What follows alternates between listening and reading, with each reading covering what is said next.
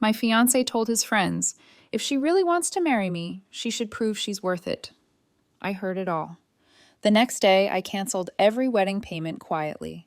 3 days later, when he arrived at the venue and saw the sign on the locked doors, he called me 19 times in a row. I'm Samantha, 34. And until last week, I thought I was marrying someone who actually wanted to be my husband. Turns out he viewed our wedding as some kind of test I needed to pass.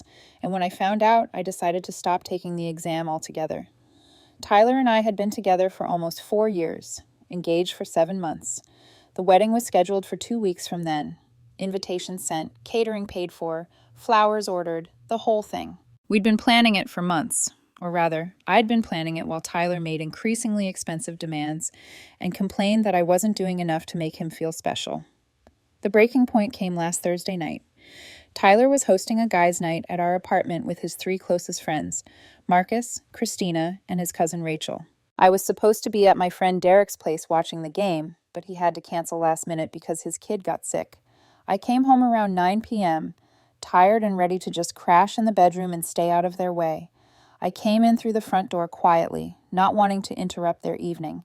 I could hear them in the living room, wine glasses clinking, music playing softly. I was heading toward the bedroom when I heard Tyler's voice rise above the others. Honestly, if Samantha really wants to marry me, she needs to prove she's worth it. I'm not settling for a basic wedding or a basic life. I froze in the hallway. Marcus's voice followed. But hasn't she been planning everything? Didn't she book that venue you wanted? Yeah, but that's the bare minimum, Tyler said. I'm talking about showing me she can provide the lifestyle I deserve. Like, I told her I wanted a honeymoon in Bali, and she's talking about Costa Rica because it's more affordable. Who cares about affordable? If you love someone, you make it happen. Christina laughed. Tyler, you're terrible, but honestly, I get it. You should have everything you want. Exactly, Tyler said. And if she can't step up, maybe I'm marrying the wrong person. Rachel, remember that woman you introduced me to at your office party, the investor? Maybe I should have gotten her number.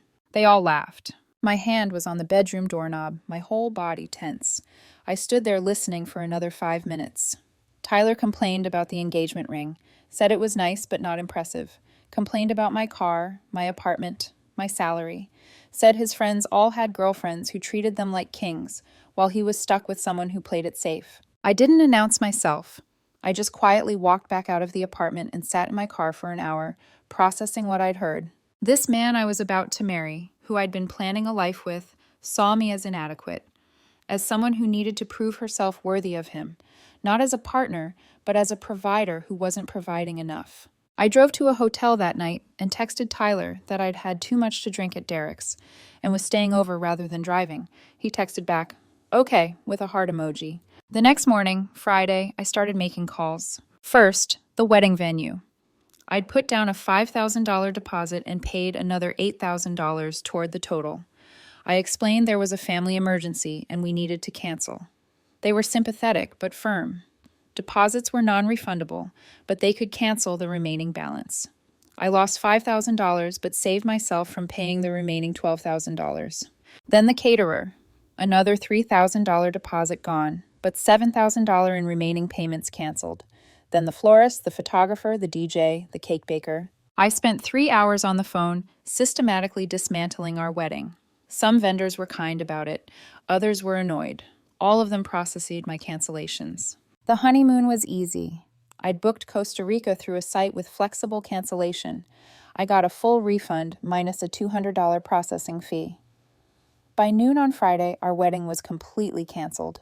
I'd lost about $9,000 in non-refundable deposits, but I'd saved myself from spending another $25,000 on a wedding to someone who thought I needed to prove my worth. I went back to the apartment while Tyler was at work, packed a bag with clothes and essentials, and left my key on the kitchen counter with a note. Good luck finding someone who meets your standards. The wedding is canceled. Don't contact me. Then I checked into an extended stay hotel and turned off my phone. I turned my phone back on Saturday morning. 47 missed calls from Tyler. 32 text messages ranging from confused to angry to panicked. I didn't read most of them, just scrolled enough to get the gist. He'd found my note Friday evening and had been trying to reach me ever since. I called my best friend Derek and told him everything. He was quiet for a long time, then said, "Sam, I never liked how he talked to you. You did the right thing." You never said anything. Would you have listened if I did? He had a point. Derek offered to let me stay with him, but I declined. I needed space to think, and the hotel was actually peaceful. I spent Saturday walking around the city, getting coffee, sitting in bookstores, trying to process the fact that my wedding, my entire future as I'd imagined it, was gone. Sunday morning, Tyler somehow got Derek's number and called him. Derek told him I was fine, but didn't want to talk to him. Tyler apparently lost it, crying and yelling that I was overreacting and needed to call him immediately. Derek told him he should respect my space and hung up.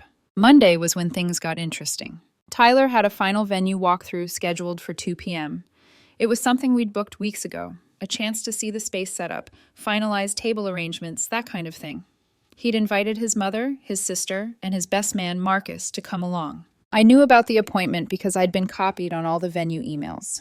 When I canceled on Friday, I'd specifically told them to put a notice on the door for any appointments we had scheduled. They'd agreed. At 2:47 p.m. on Monday, my phone started ringing. Tyler. I didn't answer. Then it rang again and again, 19 calls in a row, back to back.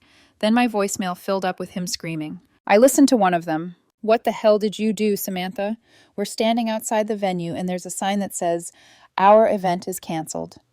My mother is here. Marcus is here. Everyone is staring at me like I'm insane. Call me back right now. I deleted the voicemail and blocked his number. Then his mother called me. I answered that one. Samantha, what is going on? She asked. Tyler is hysterical. The venue says you canceled everything.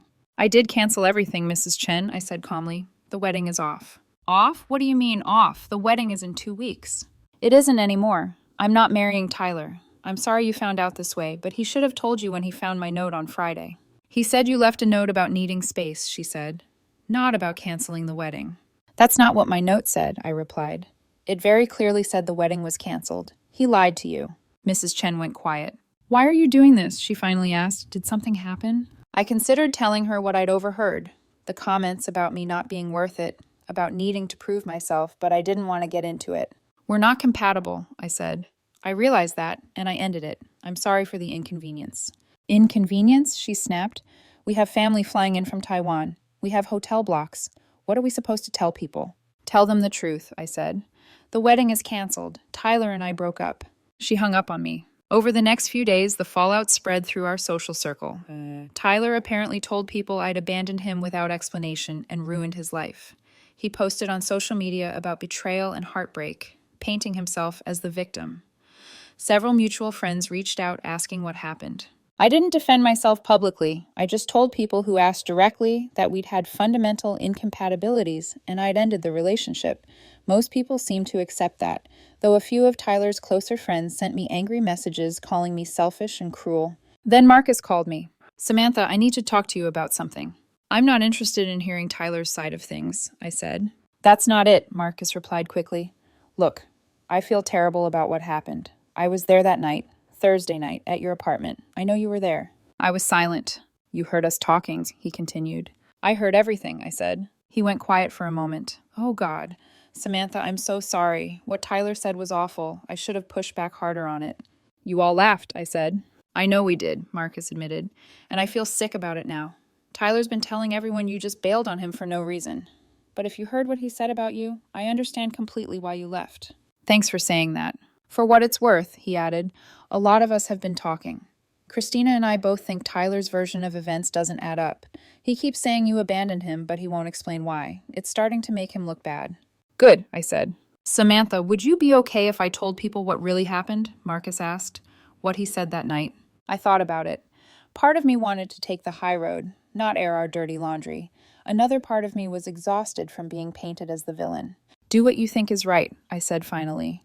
But I'm not going to be part of any drama. I just want to move on. Marcus apparently did tell people. Within 2 days, the narrative around our breakup shifted completely. Suddenly, people were messaging me, saying they understood, that they'd always thought Tyler was too demanding, that I'd made the right call. Tyler's social media posts about betrayal started getting comments asking for his side of the story. What had he said to make me leave? He deleted all the posts. 2 weeks after I left, the weekend that would have been our wedding, I got a call from an unknown number. Against my better judgment, I answered. Samantha. It was Tyler. His voice sounded raw, like he'd been crying. Please don't hang up. What do you want? I asked.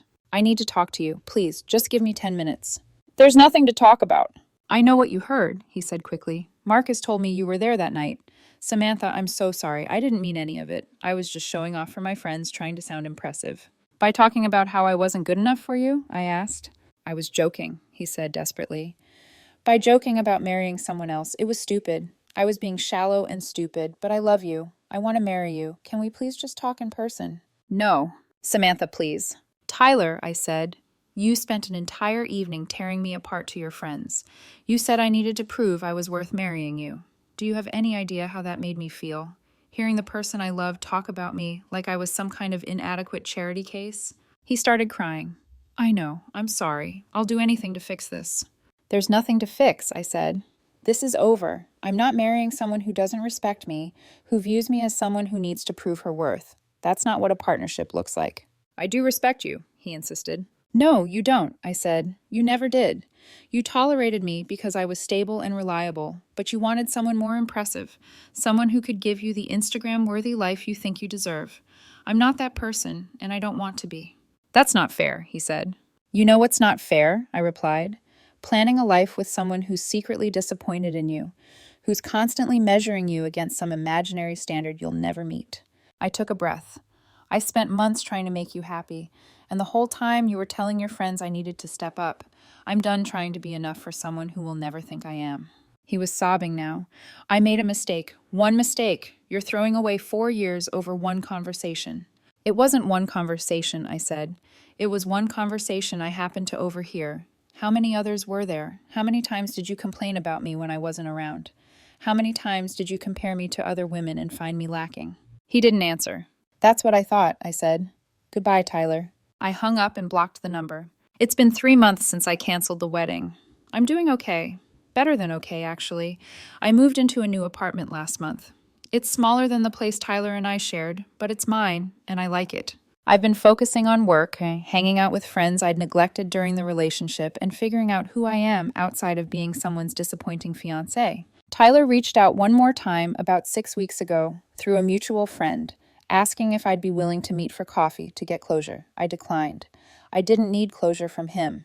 I got my closure the moment I heard him tell his friends I wasn't worth it unless I proved otherwise. I heard through the grapevine that he moved back in with his parents, that his friends have been distancing themselves from him, especially after Marcus and Christina confirmed what he'd said about me. That he's been struggling with the social fallout of people realizing he isn't the victim he portrayed himself as.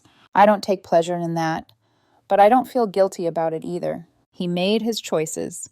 He chose to view me as insufficient. He chose to perform for his friends by tearing me down. He chose to lie about why our wedding was canceled. Those were all his decisions. The $9,000 I lost in deposits still stings a little, but I consider it money well spent. It bought me freedom from a marriage that would have been miserable, from constantly trying to prove myself to someone who would never be satisfied, from spending my life feeling inadequate because my partner thought I should be someone else. I've started dating again. Nothing serious yet, but I've learned to watch for red flags early.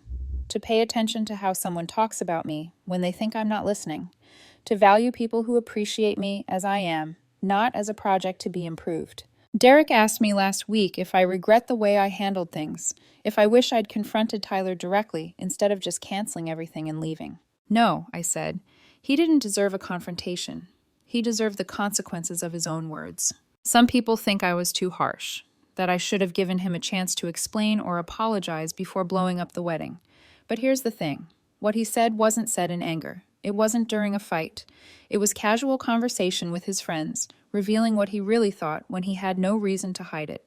That's who he was. And I'm glad I found out before standing at an altar, promising to spend my life with someone who saw me as something that needed fixing. The last I heard, Tyler's been telling people he's focusing on himself and learning from past relationships. I hope that's true. I hope he does learn that treating people like they need to earn your respect is a fast track to ending up alone. As for me, I'm learning that being enough for yourself is more important than being enough for someone who will never be satisfied, that walking away from disrespect isn't cruel, it's necessary. And I'm learning that sometimes the trash takes itself out. You just have to be brave enough to let it go.